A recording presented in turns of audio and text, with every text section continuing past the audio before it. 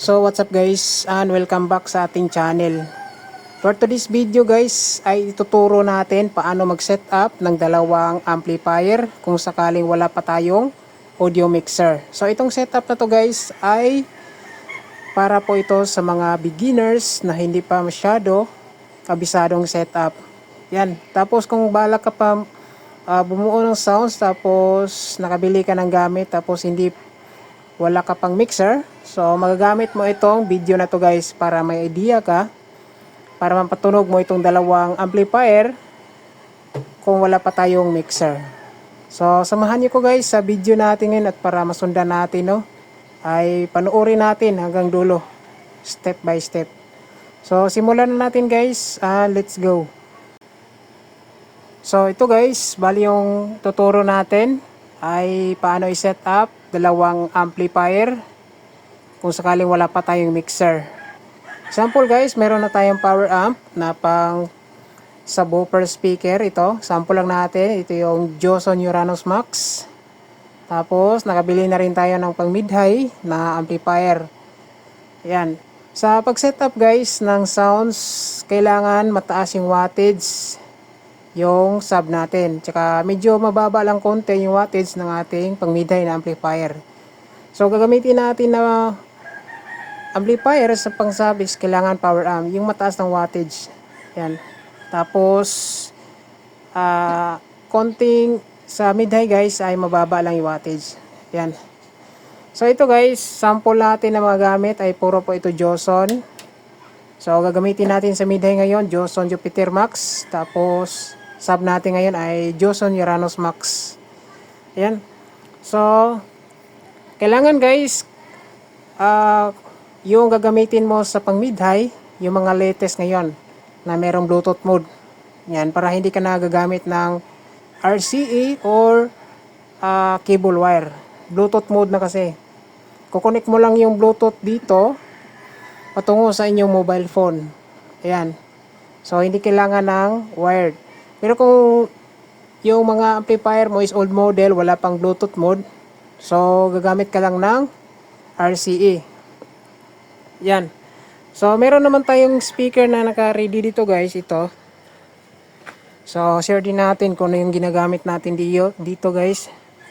So itong sa baba ay subwoofer po ito na Joson Stage 15, 1200 watts. Yan, 15 inches yan guys. Tapos box design ito is Martin Audio na design. Tapos pang vocal natin is dual mid na 10 inches. Ito yung Neo sa baba, tapos mid vocal sa taas. So mid vocal 10, Neo na Joson 10 inches, around 850 watts kada isa niyan. So mangyari guys, itong nasa baba, i-connect natin to sa power amp natin na pang sub na power amp. Itong sa taas guys, dahil pang mid-high po ito, kukonek natin yan dito sa ating pang mid-high na amplifier. Yan. So una guys, kung magsiset up tayo ng sounds, unahin natin yung connect ng speaker patungo sa ating amplifier. So connect muna natin guys yung mga speaker doon sa ating pinaka amplifier. So dito guys, meron tayong mga speaker wire dito. Yan. So itong dalawang speaker wire natin, ito yung sa pang sub natin guys. Yan. So isang wire patungo sa amplifier. So kada stereo tayo ngayon, stereo. Yan. So itong isa guys, yan, itong isa kung speaker ng gamit nyo, gamit nyo sa isa.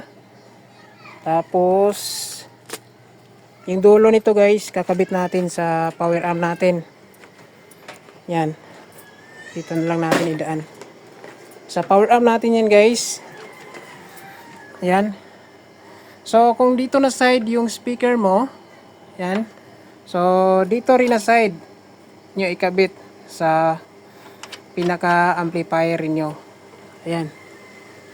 So kung negative guys, Negative yung wire, negative din yung terminal dito guys sa amplifier natin ikabit. Tapos positive din dito guys sa ating amplifier. Ayan. Check natin.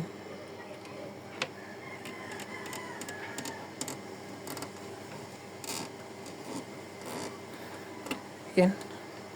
So hindi pala mahigpit yung isa. So kailangan guys higpitan talaga natin para iwas siya mag shorted. Dahil kapag maluwag, magkadugtong yung terminal, so may chance na mag shorted yung dalawang wire. So ngayon sunod natin yung kabilang side. Ito yung gagamitin natin sa kabila.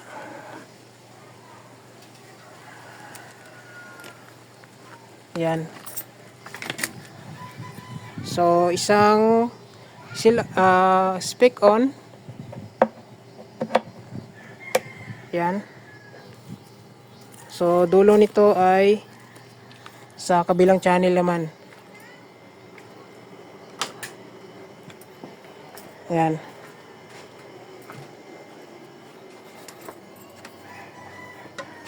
So dito rin natin guys kabit side. Dito na side. So hindi po ito colored, pero meron akong palatandaan ito. Yung positive is yung mataas. Yung negative is maikli lang. Ayan. So negative. Tapos positive natin guys. Positive terminal.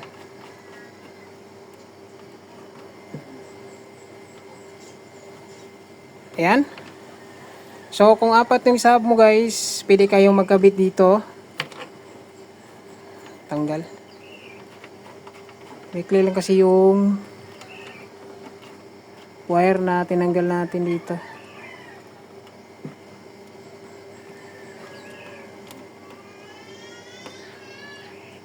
Ayan. So kung apat yung speaker niyo guys, pwede kayo mag-load dito ng dalawa sa channel A, dalawa rin dito sa channel B. Pero sa atin guys, isa lang. Isa sa channel A, isa sa channel B kasi dalawa lang naman yung subwoofer natin. Ayan. So proceed na tayo sa pang-vocal. So dalawa rin yung wire natin guys sa vocal. Ito yung pang-vocal natin. So ito, kabit natin to sa isang channel. So ito guys, isabay na lang natin to para madali na. Kasi nakapatong lang naman tong dalawa guys. Tapos yung isa dito. Yan. So dalawang wire. So itong dalawang dulo guys, kukonek natin to.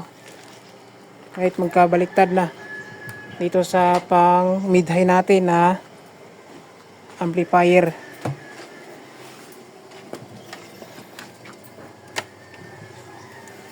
Yan. So kailangan hindi siya magkabaliktad guys yung polarity. Kung negative siya, negative din.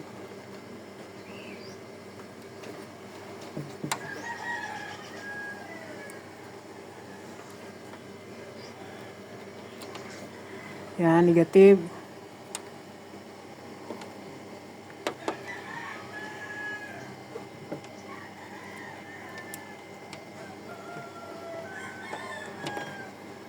Tapos positive guys. So sundan nyo lang to guys no sa mga baguhan para makuha ninyo yung ating setup. Yan. Kahit integrated yung gamitin nyo, kung anong bundle ay pwede guys sa ganitong setup. Ayan. Ayan na siya. Nakabit na natin yung channel. So itong isa naman guys. So same process. Positive. tsaka negative. Yan. So, ito na yung negative natin. Kukonek natin guys. Ayun.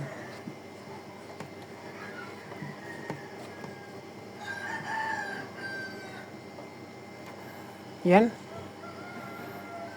So, konektado na yung channel A and channel B. So, ito guys, itong out na to is dalawang speaker na kalo dito. Dalawa sa channel A, dalawa sa channel B. Yan. So, ngayon guys, yung setup naman sa ating mga input. So, kuha muna tayo ng RCA wire. So, ito guys, dito sa connection para masabay natin yung tunog. So, yung ating pang mid-high na amplifier, check nyo lang guys. Meron po yung audio line, tapos output. So, dito kayo kukuha sa out guys. Kung meron siyang sub-out, mas mainam. Yan. So, dito tayo sa sub. So, puro pala out po ito guys. Yan. Kasi yung input, nandito yung kanyang input. Naka XLR type. So, kung walang Bluetooth yung inyong amplifier, dito kayo sa input, kukuha ng audio source. Tapos, output, para sa line out. Kung merong sub, mas mainam kasi sub yung kulang natin. So, dito tayo sa sub. So, audio output to yan guys. Tapos, yung dulo nito, okay lang magkabaliktaran. Yan. So, yung dulo guys, kukonek natin dito sa ating power amp. Yan. So, bali meron po itong connector na PL jack. Yan, PL jack mono to RCA. Yan. So, dalawa. So, konektado na yan guys. Mayroon na yung audio line, yung ating pang sub. So, yung ating pinaka-audio nito guys, dito sa audio input ng ating pang mid-high na amp. Kung gagamit ka ng laptop or DVD, dito kayo kukuha sa line input. Pero sa atin guys, Bluetooth lang yung gagamitin natin. Kasi meron naman tong built-in na Bluetooth. Yan. So, try natin to guys. Patunogin. So, mangyari dito guys, para mapatunog itong Uranus Max ay dito, ay ipo-full control natin yan mamaya. So, power muna natin yan guys bago tayo volume. So, ito guys, input na natin yung ating pinaka-AC. Pinaka-kuryente natin. Power on natin una. Itong nasa ibabaw, pang mid-high. Tapos, sunod natin yung nasa ibaba. Yan. So, mangyari natin dito guys, yung power amp natin ay pupula natin yan. Or 3 PM.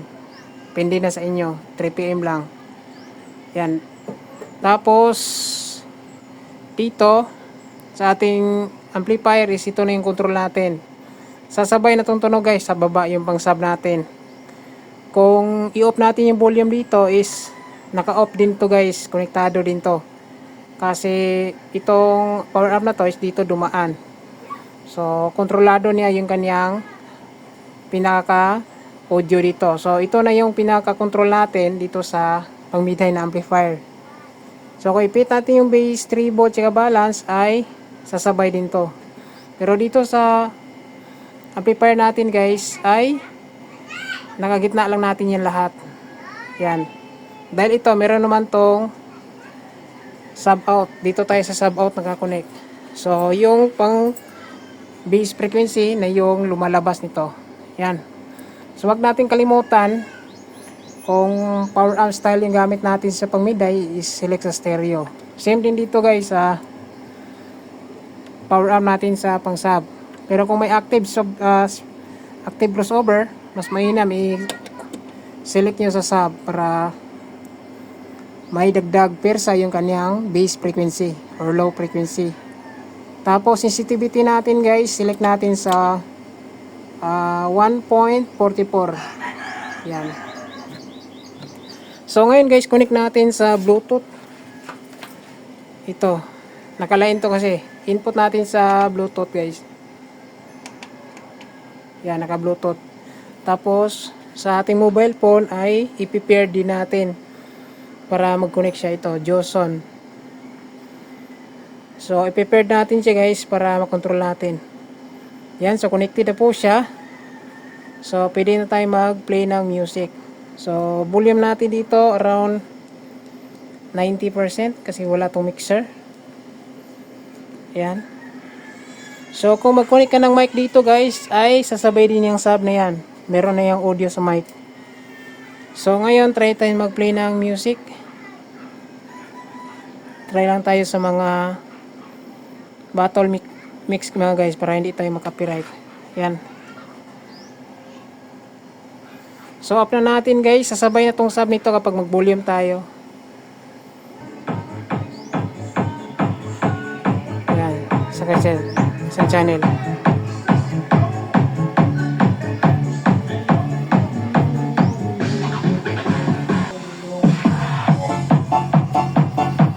Yan. Pwede pa natin yan guys. Up ang volume. Para presado. Pero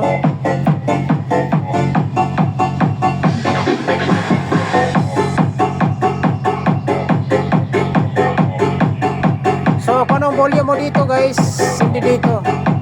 So meron na yung bass, you know, meron sa signal makapasok. Pwede rin natin i-pull yun.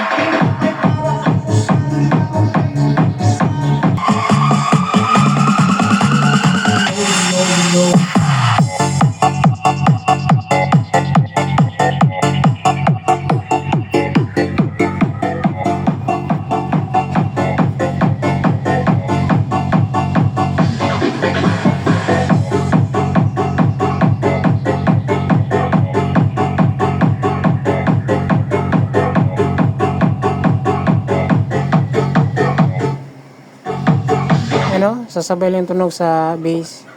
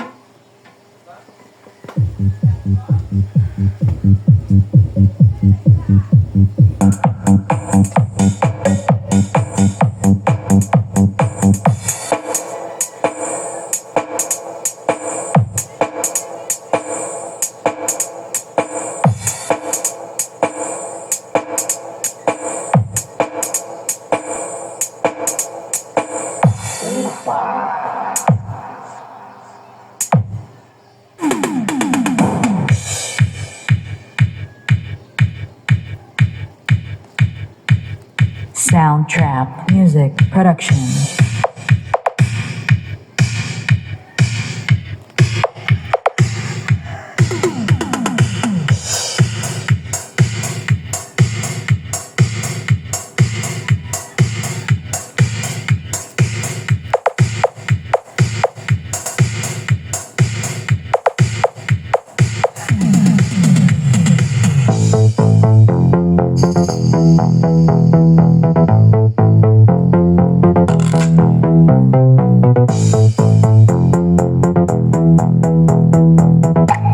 Junel Sagayno Remix.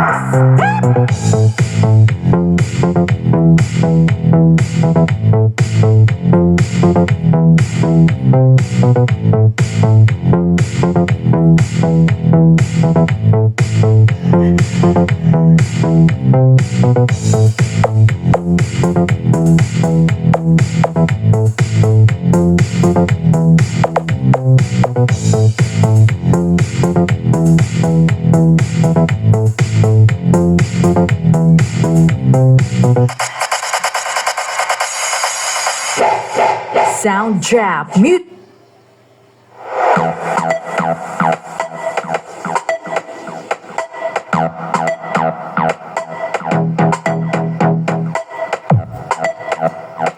DJ Jackie Remix.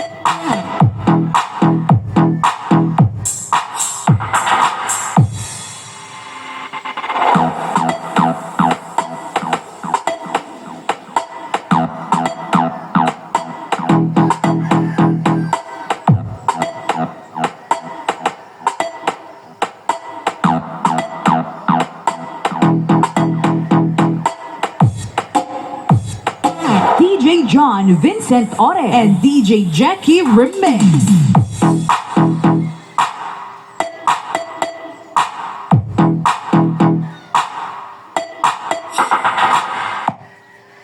Napakasarap ito, tikman yun! Yes! Lantay na!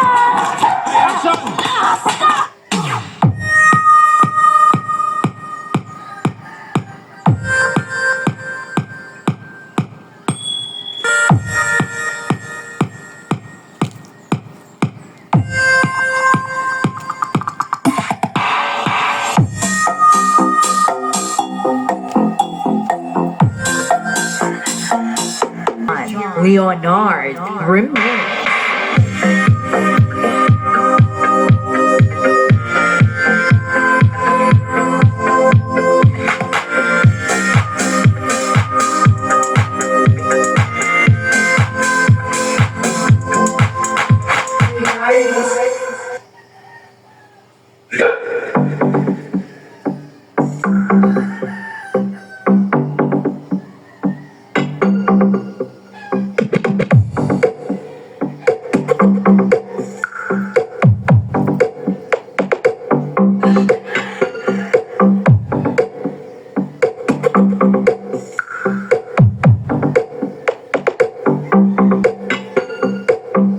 Gab P.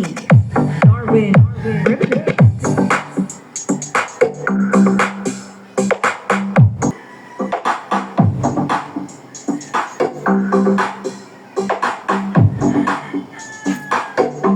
Try natin i-off yung volume sa sub. Soundwave Music Production. Yan. So, nawawala yung audio ng sub natin. So, up natin guys. Tapos, yung signal, hindi gumagana. So, up natin, gugana yun guys. Yan.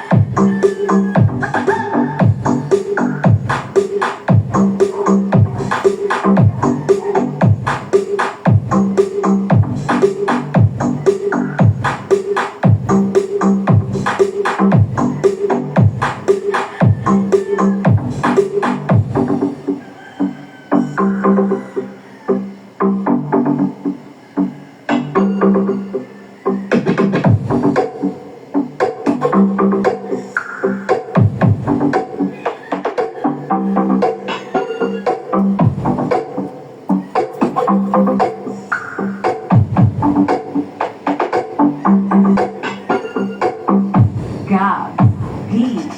Darwin Remix.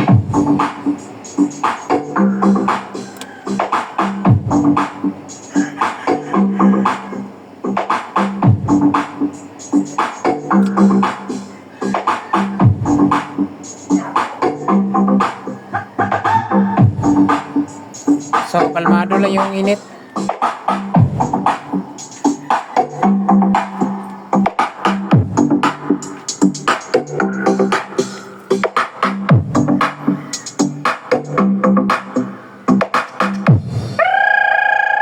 Soundwave Music Production.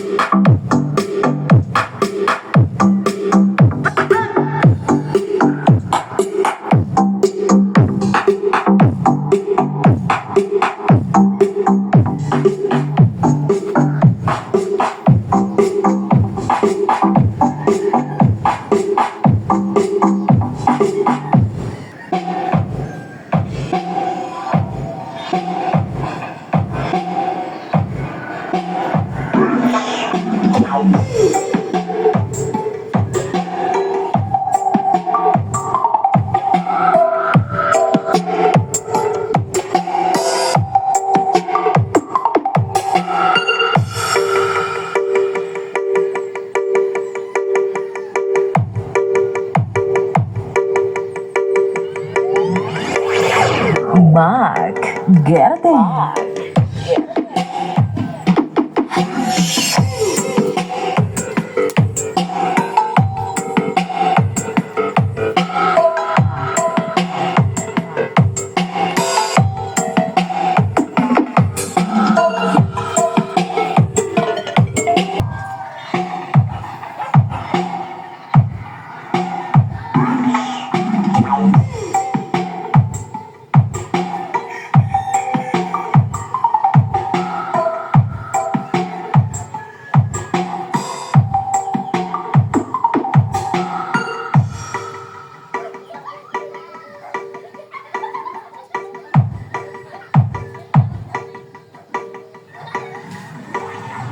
Mark Gerde.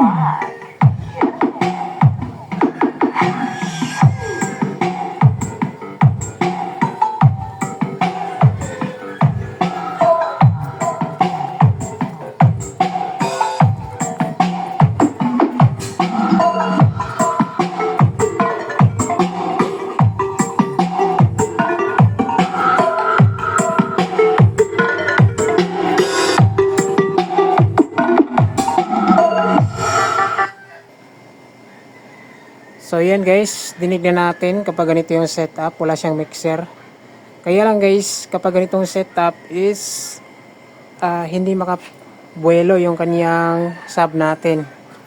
Yan, kasi kapag kung ano yung volume natin dito guys, yan din yung papasok dito sa ating pinaka power amp. So lalakas lang to kapag naka full volume na rin yung ating pang mid na amplifier. Yan. Tapos, kung ano yung pihit natin sa bass and treble dito, is, yan din yung papasok dito. Kapag tinodo natin yung bass dito sa mid-high, is papasukan din ng, mapapasukan ng bass yung ating mid-high. So, maging distorted yung audio niya. Kaya, nilagay lang natin sa gitna, para quality yung kanyang audio. Pero, temporary guys, kapag wala ka pang mixer, is, tamang pihit lang, huwag itodo yung bass para hindi masira yung pang mid ninyo na speaker or tweeter. Yan. Basta dito guys, yung pang sub natin, full volume nilang dito guys, hindi yan nakakasama kasi depende lang yan sa volume natin dito sa taas. Yan. Kung mahina yung volume natin dito, is mahina din yung papasok dito. Yan. So, pero temporary guys, ganitong setup is okay naman, quality naman yung kanyang audio. Tapos kung gagamit ka ng microphone, kung kakanta ka is makapasok din yung audio ng mic dito. Kasi yung audio source is nandito sa taas, nasa pang mid-high na amplifier natin. Ayan. Pero sa ganitong setup guys, temporary no. Alam ko naman na pag tatagal ay makabili ka naman ng mixer. Yan. So itong setup para naman sa baguhan na wala pang mixer no. Yan. Kahit mga integrated amp guys, pwede nyo itong gawin basta merong sub out, yung isa nating amplifier. Yan, or pinaka line out lang. Yan, gaya nito, audio line out. Pwede po kayo kukuha ng audio, papasok sa inyong pang sub na power amp. Yan. Tapos, kung integrated amp, is okay lang. Walang crossover dito. Yan. So, yan guys, yung video natin, sa topic natin ngayon. Sana meron kayong kuha na idea. Yan. So, ilang guys yung video natin. Maraming salamat. Tapos, God bless. Ingat tayong lahat.